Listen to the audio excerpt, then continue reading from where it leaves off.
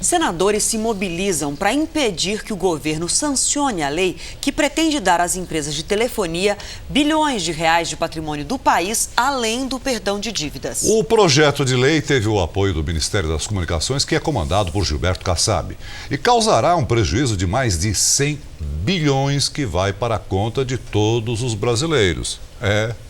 É o escândalo das teles.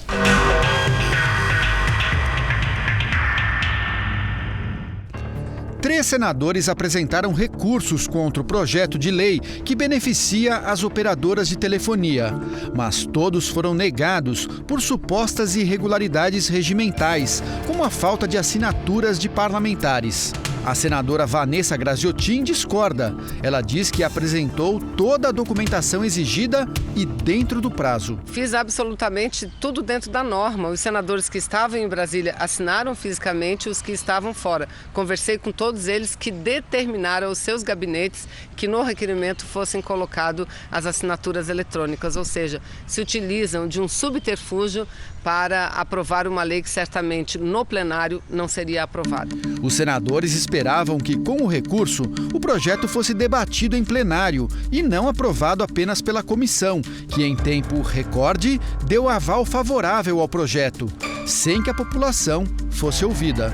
A minha preocupação é a aprovação de um projeto como esse, sem que a Casa, o Congresso, tivesse tido o devido tempo para a discussão de uma coisa tão importante e que pode causar tantos prejuízos para a população brasileira.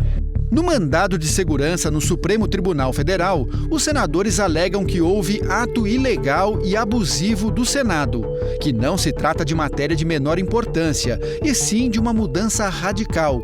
O documento afirma que o assunto foi tratado com irresponsabilidade e mostra a pressa com que tudo aconteceu. Em 30 de novembro, o projeto foi lido. Em 1º de dezembro, foi apresentado o relatório e 5 dias depois, houve a votação e aprovação. Isso é um crime contra o Brasil, contra a segurança nacional. Passa a ser propriedade de um grupo empresarial que pode vender amanhã para a Rússia, para os Estados Unidos, para a China. O grande avalista do projeto é o ministro de Ciência, Tecnologia e Comunicações, Gilberto Kassab. Que irão trazer ao país a oportunidade de receber aproximadamente 50 bilhões de reais de investimentos, que vão gerar empregos e, mais do que isso, vão gerar a oportunidade do brasileiro, do consumidor, contar com uma melhor qualidade do serviço prestado. O atual secretário de Telecomunicações do Ministério é André Miller Borges, que foi, até pouco tempo atrás, diretor de estratégias da Oi, a mais endividada das operadoras. Com as manobras que evitaram a votação em plenário, o projeto que dá um presente bilionário às operadoras de telefonia pode ser sancionado pelo presidente Michel Temer. O que está em jogo é o sistema de telefonia fixa, que hoje é uma concessão. Com a nova lei, as empresas não terão mais o compromisso de levar telefonia para todos os municípios brasileiros, o que pode deixar pequenas cidades sem comunicação para os mais pobres.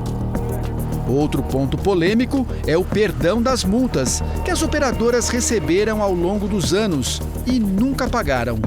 São punições por mau atendimento ao cliente e falhas na prestação de serviços. A soma é de 20 bilhões de reais. A nova lei também prevê a doação de todo o patrimônio de telefonia que foi emprestado na época da privatização para que não houvesse interrupção nos serviços. São prédios como este, na valorizada região da Avenida Paulista, que deveriam ser devolvidos ao governo federal em 2025. Equipamentos, antenas, torres de transmissão e a rede de cabos ainda fazem parte do pacote de benesses entregues de bandeja para as empresas. O governo avalia o patrimônio em 20 bilhões de reais, mas o Tribunal de Contas da União estima bem mais, acima de 100 bilhões. Em troca, as operadoras se comprometeriam a investir o valor, mas não se sabe como nem onde. Ele diz de forma muito breve que esses recursos vão ser investidos em redes de banda larga. Ora, mas de que forma? Quais lugares? Que tipo de rede? O montante que as operadoras vão receber é tanto que daria para cobrir com folga um rombo da Previdência este ano, ou custear o programa Bolsa Família por 4 anos. O projeto, que foi aprovado às vésperas do Natal e no meio de uma grave crise econômica, seria um presentão para a operadora Oi. A empresa tem um rombo nas contas de 65 bilhões de reais e está à procura de um comprador. Enquanto isso, as operadoras não se preocupam com o que pode realmente ajudar a população, como, por exemplo, acelerar o desligamento do sinal analógico de TV, o que levaria a uma imagem de mais qualidade à casa dos brasileiros. É uma conta muito favorável às operadoras e só a elas.